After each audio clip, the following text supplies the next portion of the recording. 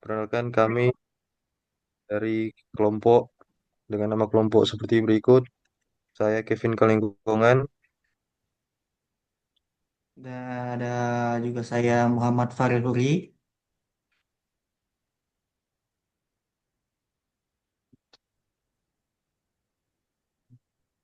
Dan saya Miraikal Mirfi Tompodung. Jadi di sini eh, kita membuat satu kode di mana kita di sini akan memprediksi penyakit jantung beserta dengan penjelasannya. Jadi nanti akan ada visualisasi dan penjelasan ini disusun mengikuti kerangka standar kerja Business Understanding. Jadi kita masuk saja pada tahap yang pertama. Jadi di sini ada penjelasan penyakit jantung itu apa dan beberapa faktor risiko seperti usia, jenis kelamin, dan lain-lain. Di sini pada proyek ini kami menggunakan dataset pasien yang berisi beberapa fitur atribut seperti umur, jenis kelamin, tekanan darah, kadar kolesterol, dan lain-lain. Jadi kolom target di sini pada dataset akan digunakan sebagai tabel, yaitu satu artinya pasien terindikasi penyakit jantung dan nol pasien tidak terindikasi penyakit jantung. Di sini tujuan bisnisnya ini nantinya akan membantu memprediksi apakah seorang pasien beresiko memiliki penyakit jantung atau tidak berdasarkan fitur-fitur yang sudah tersedia sehingga bisa digunakan sebagai alat bantu keputusan bagi tenaga kesehatan. Jadi secara teknis di sini kita membangun model klasifikasi yang dapat memprediksi antara nilai nol atau satu, apakah dari data pasien baru serta mengevaluasi performa model menggunakan matrik seperti akurasi, presisi, recall, dan confusion matrix. Di sini yang pertama, eh, kita langsung masuk saja di eh, data understanding. Jadi di sini saya mengimpor beberapa library seperti di bawah ini. Dan di sini untuk load datasetnya, lalu ada juga pre-review data. Dan di sini dia menampilkan data menggunakan function ini, dia menampilkan data di 5 baris teratas, lalu ada info dataset juga. Jadi di sini eh, output ini menampilkan jumlah baris daripada dataset tersebut dan jumlah kolomnya nanti. Lalu pada output nanti akan terlihat seluruh kolom yang memiliki kolom dan baris yang sesuai dengan dataset. Yang ketiga di sini ada missing value, yaitu pengecekan eh, apakah data tersebut, apakah baris atau kolom tersebut semuanya memiliki nilai atau tidak. Dan lalu di sini ada df describe, yaitu untuk menampilkan statistik deskriptif untuk seluruh fitur numerik. Jadi nanti akan berisi jumlah data, min atau nilai rata-rata, standar deviasi, dan lain-lain. Untuk outputnya, jika di running akan seperti ini. Jadi ini ada pre-review datanya. Lalu missing value-nya di sini tidak ada, nol semuanya untuk seluruh kolom. Lalu di sini statistik secara deskriptifnya itu seperti berikut. Kita lanjut masuk ke selanjutnya di sini eh, kita masuk ke data understanding untuk visualisasinya. Jadi di sini adalah versi visualisasinya. Kita bisa lihat di sini eh, untuk kode yang saya gunakan di sini yang di atas ini yaitu pertama count df target ini akan terlihat grafik ini untuk menampilkan grafik batang yang dimana sumbu X berisi dua nilai 0 dan 1 dan sumbu Y berisi jumlah data atau count tinggi batang kelas 0 sekitar 500 bisa dilihat di sini 500 dan artinya jumlah pasien yang tidak beresiko target 0 itu dan yang beresiko hampir seimbang. Jadi eh, di sini cuman berbeda sedikit. Lalu di sini ada juga korelasi antar fitur. Jadi eh, dalam kotak-kotak ini, dalam tabel ini dibagi juga dari dua sumbu yaitu sumbu X dan sumbu Y serta skala warna di sisi dengan rentang -1 sampai 1. Nah, eh, warna merah itu, bentar, warna merah itu,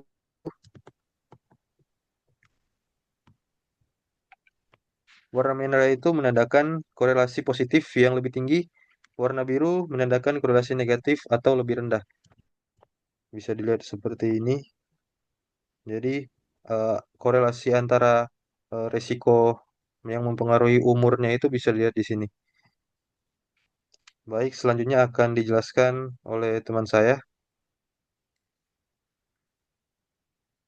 Oke, terima kasih. Selanjutnya kita masuk pada bagian ketiga yaitu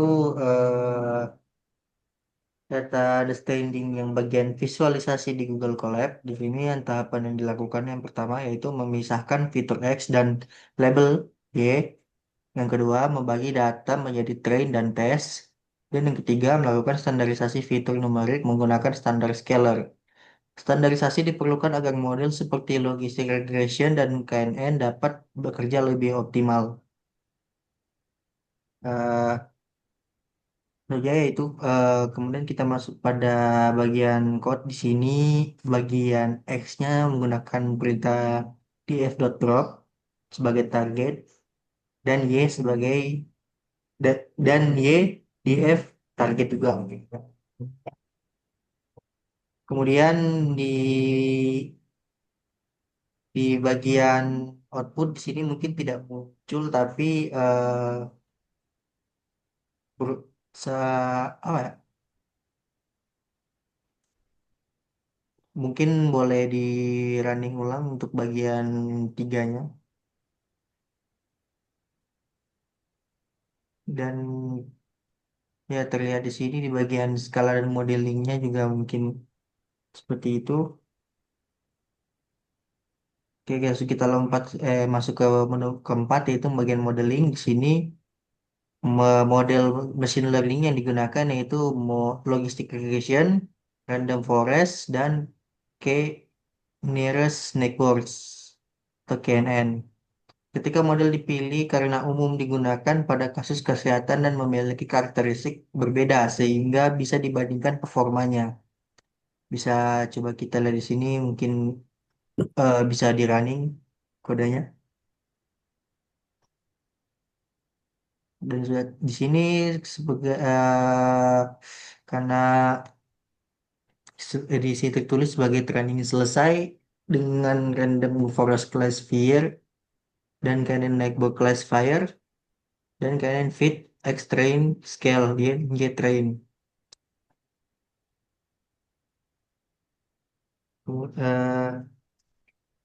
Mungkin kita bisa masuk saja pada bagian 5 akan dijelaskan oleh teman saya.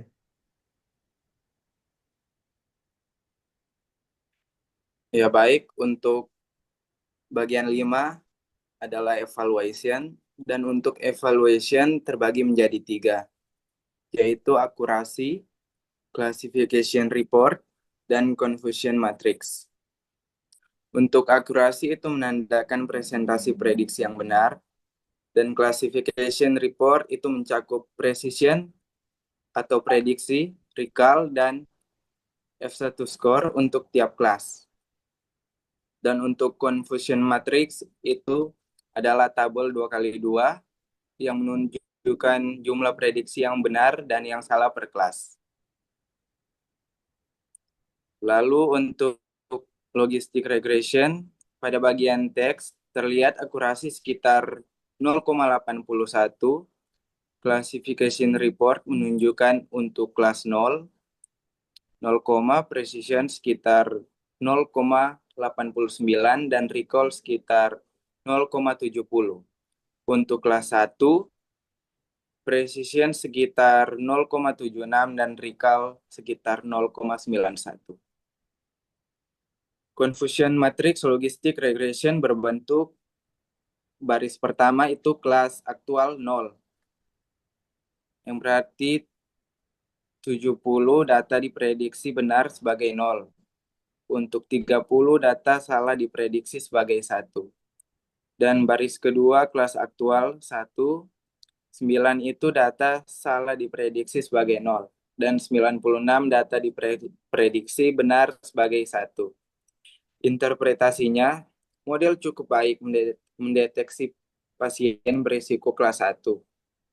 Karena recall untuk kelas 1 tinggi, namun ada beberapa pasien yang sebenarnya tidak beresiko tetapi diprediksi beresiko false positif. Dan untuk random forest, teks evaluasi itu menunjukkan bahwa akurasi itu 1.0 dan seluruh metrik precision recall 1 skor bernilai 1.0. Confusion matrix menampilkan itu 100 data kelas 0 diprediksi benar sebagai 0. Sedangkan 105 data kelas 1 itu diprediksi benar sebagai 1. Tidak ada kesalahan prediksi sama sekali dalam hal itu. Karena setelah kita mengujinya, itu memang benar. Dan untuk interpretasi model random forest itu mempelajari pola data dengan sangat baik dan mampu memisahkan dua kelas secara sempurna pada data testing. Dan nilai ini sangat tinggi, menunjukkan random forest adalah model terbaik di antara ketiganya. Dan untuk K-near Snakeball atau yang biasa disebut KNN, akurasi yang tercantum sekitar 0,84. Confusion matrix menunjukkan untuk kelas aktual 0, 80 data diprediksi benar sebagai 0. Dan 20 data salah diprediksi sebagai 1. Dan untuk kelas aktual 1, 12 data salah diprediksi sebagai 0. Sedangkan 93 data diprediksi benar sebagai 1. Interpretasi KNN memberikan performa yang cukup baik, sedikit lebih tinggi dari logistik. Dan untuk regressionnya masih kalah, namun dibanding dengan random forest yang memberikan hal sempurna, karena KNN sensitif terhadap distribusi data dan skala fitur. Itu untuk penjelasan perbandingannya.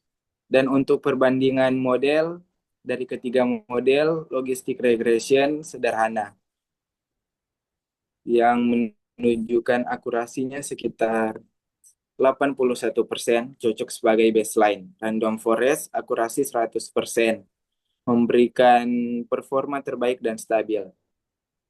Oke, dan untuk deployment itu adalah model bertujuan untuk supaya model yang sudah dilatih dapat digunakan tanpa perlu melakukan training ulang. Dan untuk kodenya bisa dilihat di sini. Base model. Dan untuk prediksi pasien baru, contoh dictionary, new patientnya itu berisi nilai fitur untuk satu pasien. Misal, age 50, 52, sex 1, CP0, trace TBPS 130, CHOL 250, FBS 0, dan rest stage 1, talas 160, exang 0, old peak 1,3, slope 1, min CA 0, tal 2. Dan untuk output prediksi itu berupa angka 0 atau 1 yang ditampilkan di bawah shell. Contohnya prediksi pasien baru. 1 itu 1 sama dengan sakit, 0 sama dengan tidak. Jadi artinya berdasarkan model random forest yang sudah dilatih, pasien baru tersebut diprediksi memiliki indikasi penyakit jantung. Tahap ini menunjukkan simulasi sederhana. Bagaimana ini model dapat digunakan dalam skenario yang nyata, misal diintegrasikan ke aplikasi atau sistem kinis. Sekian dari saya. Ya, jadi untuk kesimpulan akhir dari semua ini, seluruh tahapan pada proyek machine learning ini kita telah menjalankannya secara berurutan. Yang pertama, business understanding, menjelaskan konteks medis dan tujuan klasifikasi. Dua, data understanding, memastikan struktur data, tipe data, serta ketiadaan missing value. Untuk yang ketiga, visualisasi IDA melalui grafik distribusi target dan heat map, kolerasi membantu memahami sebaran data dan hubungan antar fitur. Yang keempat, data preparation meliputi pemisahan fitur label, pembagian train test, dan standarisasi. Yang kelima, modeling menggunakan tiga algoritma, logistic regression, random forest, dan KNN. Untuk yang keenam, evaluation membandingkan performa ketiga model menggunakan akurasi, classification report, dan confusion matrix. Dan untuk deployment, menyimpan model terbaik dalam bentuk file PKL dan melakukan simulasi prediksi untuk data pasien baru. Jadi dari hasil evaluasi, random forest memberikan performa paling baik dengan akurasi sangat tinggi, sehingga dipilih sebagai model utama. Proyek ini juga menunjukkan bagaimana metode machine learning dapat diterapkan secara terstruktur untuk membantu menganalisis risiko penyakit jantung berdasarkan data pasien yang tersedia. Sekian, terima kasih. Sekian presentasi dari kelompok kami. Terima kasih.